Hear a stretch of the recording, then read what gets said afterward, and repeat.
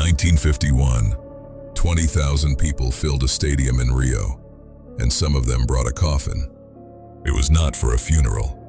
It was a message for the man about to step into this ring. A judo champion they called unbeatable, against a national hero 40 pounds lighter. What happened next created the most feared submission in fighting, and gave it the name of the man who broke a legend. This is the true story of the day judo met jiu-jitsu, and neither art was ever the same. Masahiko Kimura was born in Japan in 1917. At just 20 years old, he became champion of all Japan. He would not lose a single championship for 13 years. In Japan, they still say it today. No one before Kimura, no one after. His training was called the triple effort. When rivals trained 3 hours, he trained 9. 1,000 push-ups a day. Practice until the dojo lights went out. Then more practice against a tree in the dark. His favorite throw, a sotogari, became so violent that training partners were knocked unconscious by it. Partners began refusing to train with him. The judo world started calling him something new. Not champion, demon. Then the war ended, and everything Kimura built ended with it. Occupied Japan restricted martial arts. Tournaments vanished. The greatest judoka alive was suddenly a man without a stage. So he did the unthinkable for a judo purist. He went professional and took his judo on the road. To Brazil. Brazil already knew Japanese fighting. Decades earlier, a Kodokan master named Mitsuyo Maeda had settled there, undefeated in hundreds of challenge matches.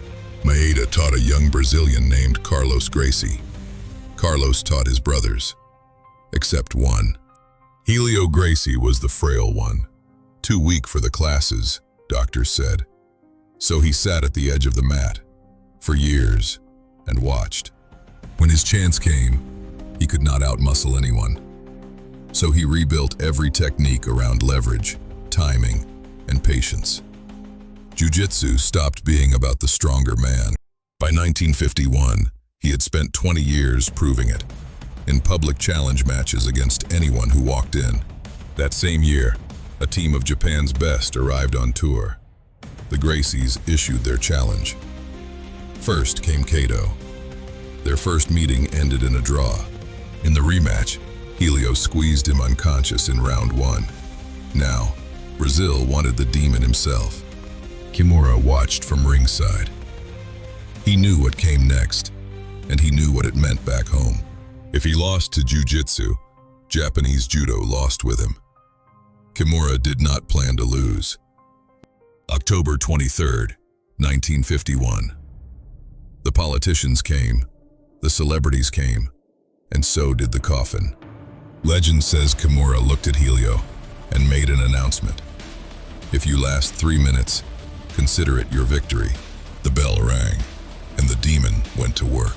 Kimura threw Hélio again and again, throws that had knocked out champions in Japan. But the ring floor was soft, laid thick for the event, and Hélio had spent his whole life learning how to fall. Each time, the smaller man got back up.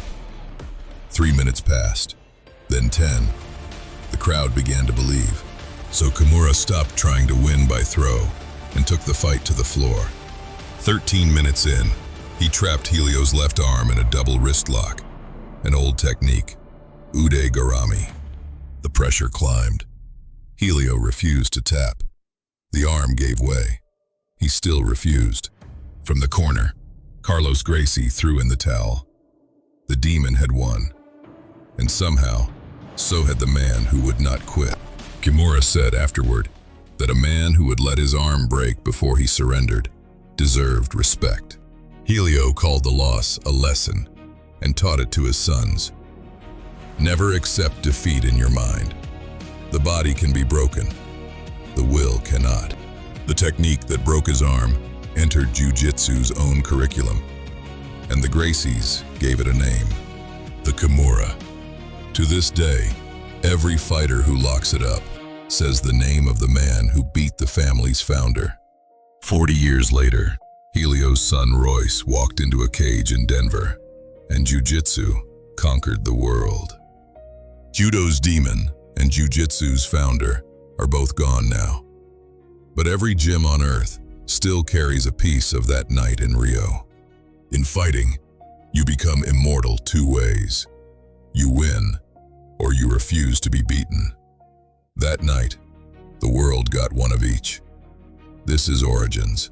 Subscribe and tell us which legend we tell next.